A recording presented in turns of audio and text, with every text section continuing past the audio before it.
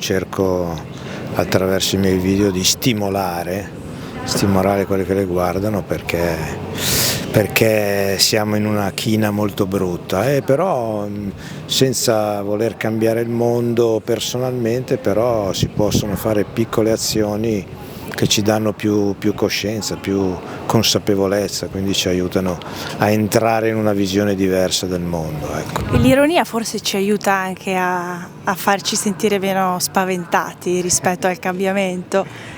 Sicuramente l'ironia è una chiave per raccontare delle cose importanti che magari se vengono raccontate dagli scienziati veri non passano, e invece con la simpatia, con l'ironia si riesce a scardinare quella parete un po' di diffidenza. Ecco. Lei a volte un po' di paura ce l'ha.